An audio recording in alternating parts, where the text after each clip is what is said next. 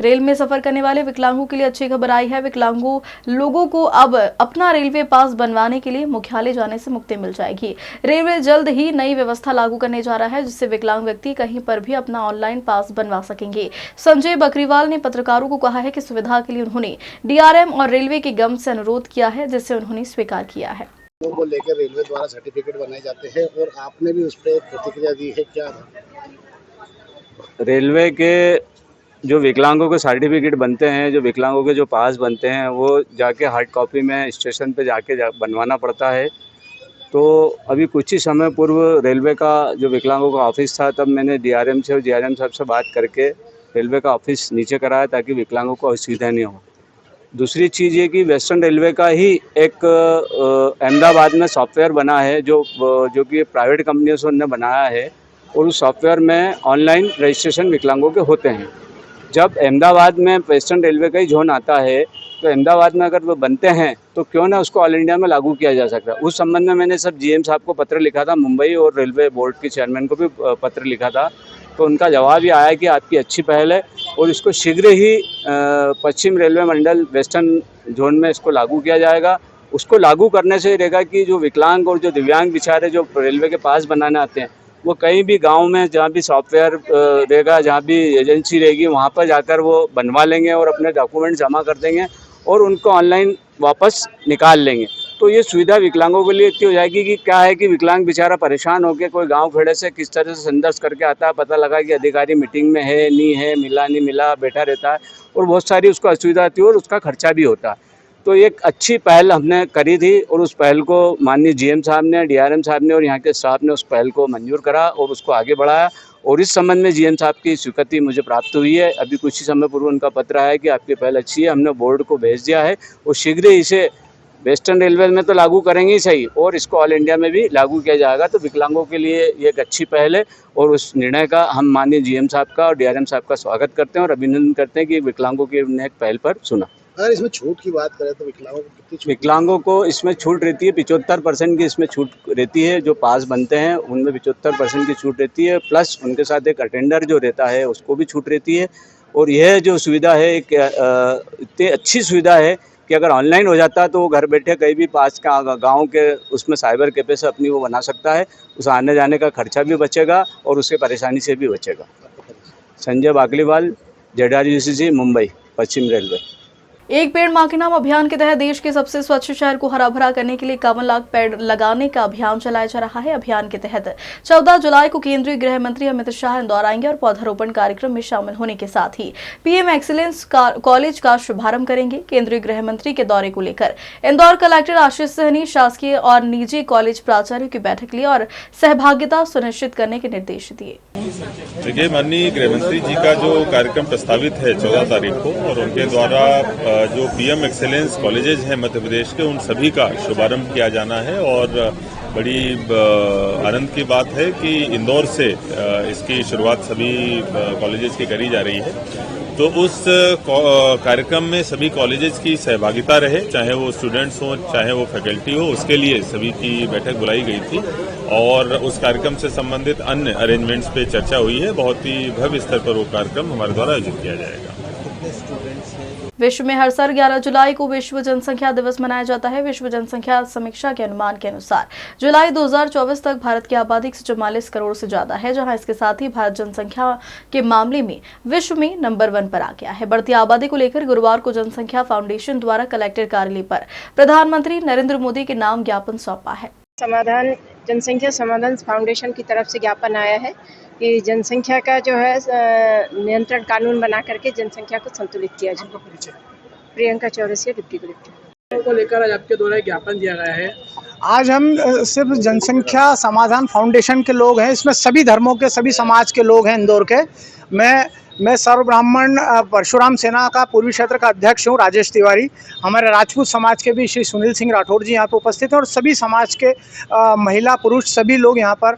हम सिर्फ ये ज्ञापन देने आए हैं मोदी जी को, नरेंद्र मोदी जी हमारे देश के प्रधानमंत्री जी को, कलेक्टर इंदौर के द्वारा ये पूरे देश में हमारा जो फाउंडेशन है जनसंख्या समाधान फाउंडेशन ने आज 11 बजे पूरे देश में हमने जिलाधीश महोदय को ये ज्ञापन दिया है कि ये सूचना, ये भारत के प्रधानमंत्री श्री नरेंद्र मोदी जी तक पहुँचे कि देश में जो जनसंख्या का असंतुलन हो रहा है, जिस प्रकार से असंतुलित तरीके से जनसंख्या भारत में बढ़ रही है, हमारे यहाँ संसाधन कम होते जा रहे हैं और जो है जनसंख्या निरंतर बढ़ती जा रही है, तो सभी वर्गों के लिए, सभी समुदाय के लिए कि जनसंख्या सभी के कानून, जनसंख्या का जो नियंत्रण कानून है वो सभी वर्गों पर, सभी समुदायों पर समान रूप से लागू किया जाए, ऐसा कानून बनाया जाए जिससे देश में जनसंख्या का नियंत्रण किया जाए, जनसंख्या का समाधान हो और देश में जो है एक कानून बने और सभी वर्गों पे ये लागू होना चाहिए कि जनसंख्या नियंत्रण देश में होना चाहिए। देश की कितनी जनसंख्या टोटल? हमारे देश में 140 करोड़ लोगों की जनसंख्या पार कर गई है। मेरा नाम राजेश तिवारी, मैं परशुराम सेना का अध्यक्ष हूँ, पूर्वी क्षेत्र इंदौर।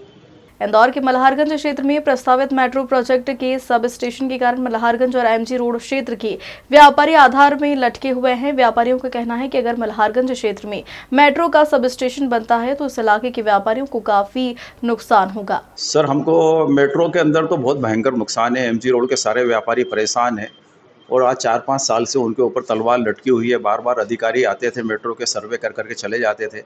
अभी क्षेत्र के नागरिक और क्षेत्र के व्यापारी और क्षेत्र के रहवासी कैलाश जी से मुलाकात करी थी, तो हमें पूरी कैलाश जी ने आश्वासन दिया कि मैं मेरे इस क्षेत्र के अंदर कोई भी ऐसा कार्य नहीं होने दूंगा जिससे यहाँ के लोगों को तकलीफ हो या कोई ऐसी तोड़फोड़ हो। तो एकमात्र विधायक कैलाश जी ही हैं यहाँ पर, जो नगरीय प्रशासन मंत्री भी है, डिपार्टमेंट भी उनका है और मेट्रो के अधिकारियों को उन्होंने रोका भी कि नहीं, इससे फिर से सर्वे किया जाए। तो हमें बहुत उम्मीद है कैलाश जी से कि कैलाश जी इस क्षेत्र के अंदर, उनकी विधानसभा के अंदर ऐसी कोई तोड़फोड़ नहीं होने देंगे। वैकल्पिक स्थान भी आप लोगों ने, वैकल्पिक स्थान अगर मान लो उनको अंडरग्राउंड लाना ही है तो वो हिंद भवन नगर निगम के तक वहाँ पर उनका अंडरग्राउंड राजवाड़े का स्टेशन आ रहा है।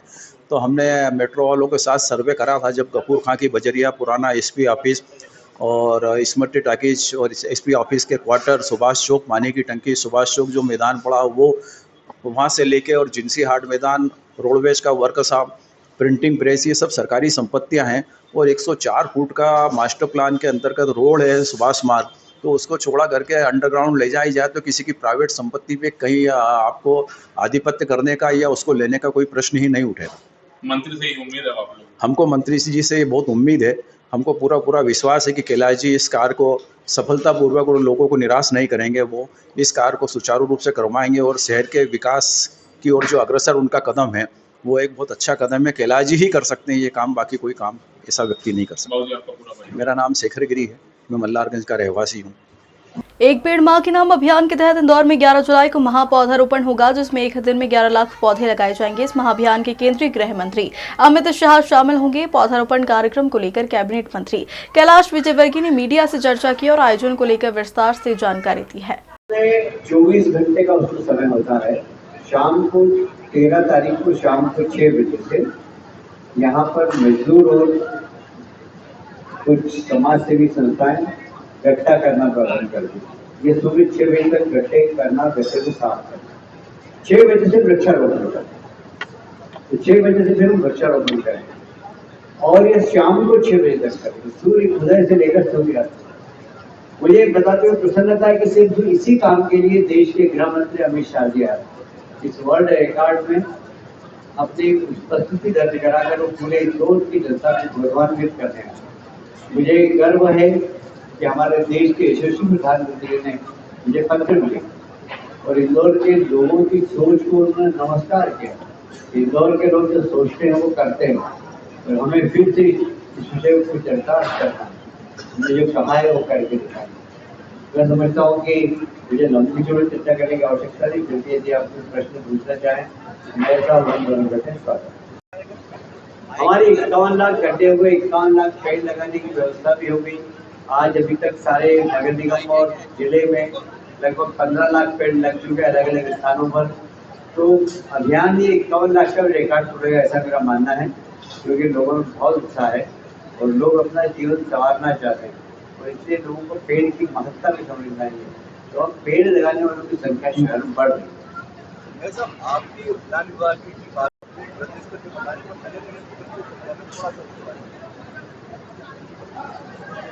इंदौर नगर निगम के पूरे उद्यान विभाग के करीब 500 से ज़्यादा कर्मचारियों ने आज से 4 दिन पहले यहाँ पूरा मैदान तैयार करने का काम किया। अभी सभी उद्यान के अलग अलग लोगों को, जो यहाँ के 9 जोन हैं और 9 जोन जो अलग अलग जो 100 सब जोन में डिवाइडेड है, उसकी कलर कोडिंग हो गई है। हर सब जोन का एक झंडा लग गया है और उन सब जोनों में स्वच्छता की टीम, पानी की टीम, उद्यान दरोगा के साथ उसके 5-5 सहायक दरोगा, ये सब उस समय जन भागीदारी में समाज की मदद के साथ पेड़ लगाने का काम करेंगे। और अभी तक की जो तैयारी हुई है, मेरा आपसे आग्रह है कि हम गाड़ियों की व्यवस्था भी कर देते हैं, अगर नहीं हो पाए तो एक बार यहाँ से पूरी रेवती रेंज का चक्कर लगा के आप वापस इस स्थान पर जरूर देख के जाएं कि जो Guinness book of world record की टीम भी अभी उसका निरीक्षण कर रही है। उनके भी कई सारे इंटरव्यू अभी हुए हैं। तो सब जोन का एक जोन का झंडा, पार्किंग की व्यवस्था, भोजन की व्यवस्था, स्थान की व्यवस्था, हर जोन में एक पगोड़ा लगाकर वहाँ मेडिकल स्वास्थ्य की व्यवस्था की दृष्टि से भी पगोड़ा लग गया है। लोगों के बैठने आने जाने की व्यवस्था हो गई है। तो एक अद्भुत नज़ारा आज ही 9 जोन में बटी हुई है रेवती रेंज का, देखने लायक है। तो आज आप देखेंगे और 14 को पेड़ लगाने के बाद जो देखेंगे, दोनों में जमीन आसमान का अंतर होगा। आज भी बहुत खूबसूरत है, उस दिन और खूबसूरत होगी। 1 साल बाद 11 लाख पौधे लगेंगे। हम जहाँ बैठे हैं ये जोन 9 है, यहाँ करीब 2,16,000 पौधे लगेंगे। अमित शाह जी के आने के पहले और जाने के बाद अलग अलग समाजों के वन बन गए। आप चाहेंगे तो यहाँ से जब लेफ्ट साइड में जाएंगे लास्ट कॉर्नर तक, तो सब समाजों के वन के बोर्ड लगे हुए हैं, वहाँ समाज के लोग आके लगाएंगे। पीछे पहाड़ी पे बचे हुए करीब जितने हमारे 9 लाख पौधे हैं, उसमें से BSF, NCC, NSS के लोग भी पौधे लगाएंगे और समाजों का डिस्ट्रीब्यूशन हो गया। आज समाज के लोगों के ग्रुप लीडर्स ने अपनी जगह, अपना सब जोन देख लिया।